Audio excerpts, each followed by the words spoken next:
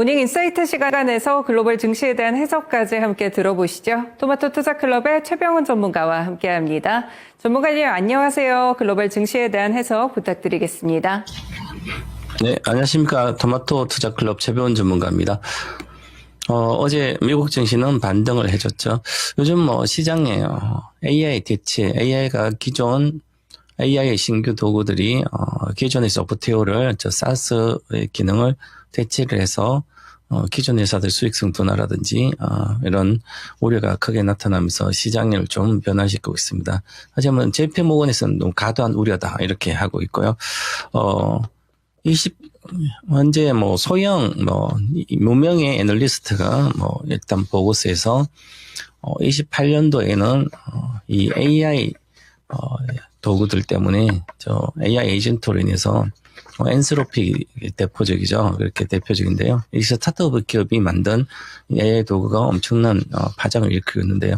앞으로 이런 이제 스타트업뿐만 아니라 이렇게 혁명적인 게 나와서 기존의 어떤 금융 제도뿐만 아니라 기업 경영이라든지 그다음에 소프트웨어 관련된 걸 대다수 대체를 해서 대규모 실업자도 양산이 될 걸로 보이고 특히 카드사라든지 이런 수수료 기반 회사들은 거의 생존이 어렵지 않겠나 이렇게 또 이제 우려를 하고 있습니다. 그래서 그런 어떤 보고서들이 하나씩 나오고 있는데요.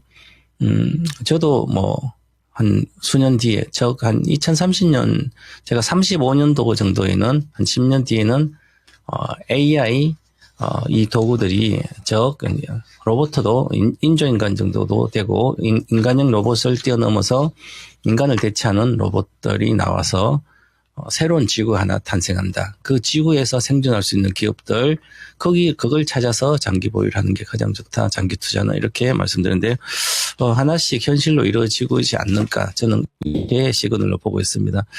당연히, 현재 세계의 기존 질서는 대다수가 무너지고, 혁명적인 어떤 산업의 체계가 변하는, 그런 시대로, 빠르게 변할 걸로 보입니다. 지금은 이제는, AI 인프라를 구축하는 시기에 아직 AI 칩들이 공급이 늦어져서 이 데이터 센터가 완공되기가 계속 지연되고 있는데요. 완공되고 나면 28년도 9년도 이렇게 완공되면 나면 그다음부터 급격히 AI 서비스로 인해서 급격히 세상이 산업이 무너지든지 변할 걸로 보이는데 그 생존 기업들을 미리미리 찾아서 하는 게 좋다 이렇게 보고 그래서 현재 미국 시장에서는 조정을 주고 있죠. 이렇게 계속 조정을 주고 있는데요.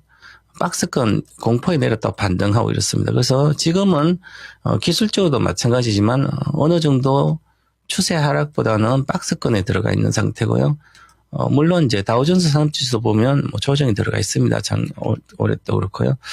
그 다음에 필라델피아 반도체는 특별한 조정이 메모리 반도체 쪽 때문에 그나마 기존에 GPU 관련된 엔비디아 이런 주식은 못 가고 있는데 AI 반도체 선도주들은 메모리 반도체 밸류 체인 쪽에서 괜찮아서 지수는 별다 반도체 빠지진 않고 있는 상태고요.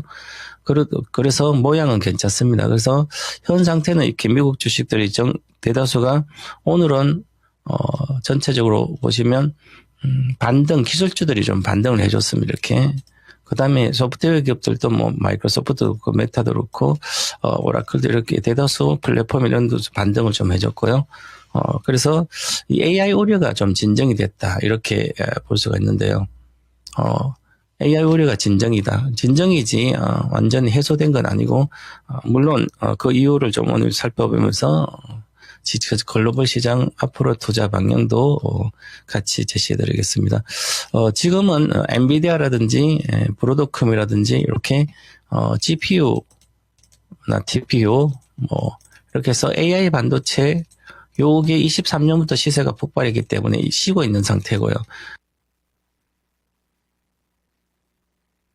9월부터는 반도체 중에서 메모리 쪽이 이제 메모리 시대가 시작됐습니다. 25년 9월부터. AI, GPU 시대가 시작된 것은 23년도 본격화됐죠. 물론 고전 22년도 10월, 챗GPT 서리로 공개하면서 그랬는데 챗GPT 3.5를 25년도 빙을 통해서 마이크로소프트 하면서 3월부터 23년도 3월부터 본격적인 시세가 폭발했는데요. 그래서 한 2년간 이 지수들, 이 종목들이 올라갔습니다. 그러고 나서 그 다음에 이제는 추론 기능, 추론에 가장 또 중요한, 물론 이제 추론에도 뭐 GPU도 계속 필요하고요.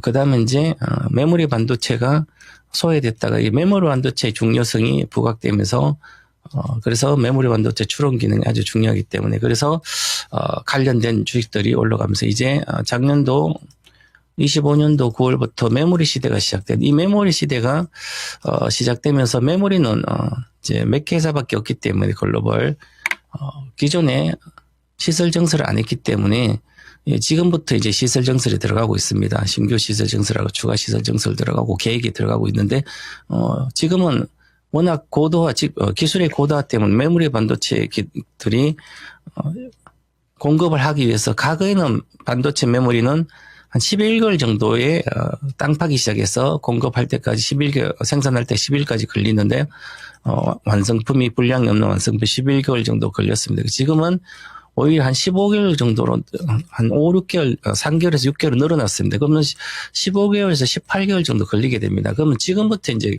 올해부터 계획을 짜서 증설을 시작하기 때문에 그러면 최소한 내년 하반기 정도 돼야 26년도 한 10월 정도 돼야 공급이 본격화될 걸로 보입니다. 하지만 이것도 예상은 그렇지만 쉬운 건 아니거든요. 그러면 내년에 하반기에 생산이 본격화된다면 그 전까지는 부족한 거죠. 그래서 6개월 전까지는 주가는 문제가 없기 때문에 올해는 메모리 반도체는 특별한 추세 하락은 하지 않을 거다 이렇게 보고 올라가고 있습니다. 지금 이런 상태는 그렇고 그래서 기술점 반등 이런 데 있고요. 그 다음에 중요한 건 메타 플랫폼스인데요. 이 메타 플랫폼스가 엄청난 투자를 하고 있습니다. 주가는 지금 AI 관련된 우려 속에 과도한 투자 우려라든지 이런 것 때문에 수익성 논란 때문에 못 가고 있지만 투자를 계속 집행하는데요. 지금 지난번에 엔비디아랑 수백만 개의 칩을 공급 계약을 했고 공급받는 계약을 했고 그 다음에 이번에 AMD랑도 6기가와트 정도의 공급받는 계약을 했고요. 그 다음에 지난번에 작년에 오픈 AI와도 또 공급받는 계약하고 지분 투자도 하고 AMD도 지분 투자를 하고요. 그 다음에 그러면서 안정적으로 칩을 확보하는 거죠. 이 안정적인 칩을 확보해야만 앞으로 추론 메타 플랫폼스는 플랫폼이기 때문에 이 추론 기능이 가장 중요한 거죠. 데이터 센터 투자를 그동안 GPU를 사서 엄청나게 선제적으로 많이 했습니다. 했는데 앞으로도 계속 사고 있고 그래서 추론 기능을 개발하면서 더 강화시키기 때문에 메모리 반도체가 아주 많이 필요한 거죠. 또 그리고 GPU도 많이 필요하고요. 그래서 이렇게 공격적으로는 엄청난 돈을 끌어다가도 하고 있습니다. 이렇게 해야만 앞으로 시대에 생존하기 때문에 그렇죠. 그래서 이것은 계속 이어지기 때문에 결국은 장기적으로 2030년도 보면 저는 2030년도 엔비디아라든지 메타 플랫폼스 알파벳 이런 회사만 상위권 살아남고 테슬라 나머지는 쉽지 않다 이렇게 보고 있기 때문에 잘 투자를 하고 있습니다. 그래서 지금 기술적인 조정이지 추세 하락은 아니기 때문에 그리고 우려는 좀 잠시 너무 과도하다 이렇게 말씀드리고요. 그런데 엔스로픽이 세상을 지금 공포에 넣고 있는데요. 대체 공포. 하지만 이제 콜로드 코워커라는 업데이트를 하면서 이제 세일스포스랑 또 그다음에 구글의 지메일과도 같이 연동을 시켜서 일을 하는 그렇게 대체하는 게 아니라 협업한다 이렇게 또 발표하면서 좀 안정이 되고 있습니다. 하지만 결국은 엔스로픽의 클로드 AI 도구들이 이렇게 시장에 충격을 줬듯이 앞으로는 더 계속 진행될 걸로 보이기 때문에 JP모건에서 이야기하는 과도화 초기 단계에 대한 과도하다 그런데요. 장기적으로는 대체를 한다 이렇게 저는 확정적으로 보고 있습니다. 그래서 관련된 PA 주식들은 아예 개인 투자할 필요가 없는 거죠. 보시면 세일스포스로는 이런 거 보시면 안 되잖아요. 과거에 클라우드 시대는 10년간 올라갔습니다. 하지만 지금은 추세 이런 게니까 반등에 노리고 싸다 이런 생각을 하시면 안 되고 AI 소프트웨어 기업들은 특별한 게 몇 개 빼고는 하시면 안 된다 이렇게 보고요. 또 국내 이렇게 보시면 미국 주식도 상승률을 보면 디렉시온 사우스 코리아 데일리 3배 ETF 대형주와 중형주로 넣는 이제 레버리지 상품인데요. 보시면 이제 여기 한국형 MSCI, ICR MSCI 사우스 코리아 ETF나 브랭클린 FT 사우스 코리아 ETF도 우리나라 지수보다 훨씬 많이 올라갑니다.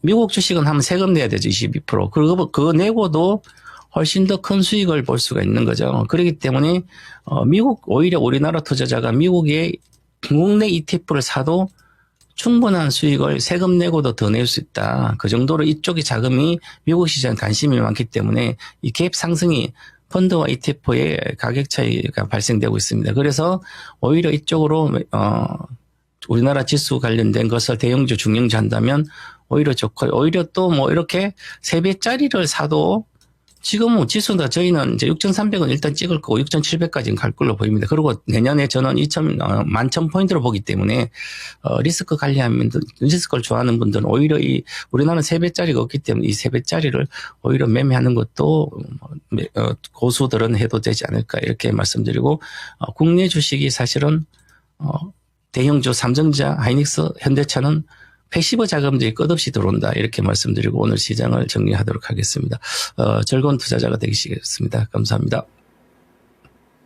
네, 전반적으로 기술주들이 오늘 반등하는 하루를 기록하긴 했었지만 엔스로픽에 대해서 이러한 영향을 좀 크게는 고려를 해보셔야 될 것 같습니다. 토마토 투자클럽의 최병훈 전문가와 함께한 모닝 인사이트 시간이었습니다.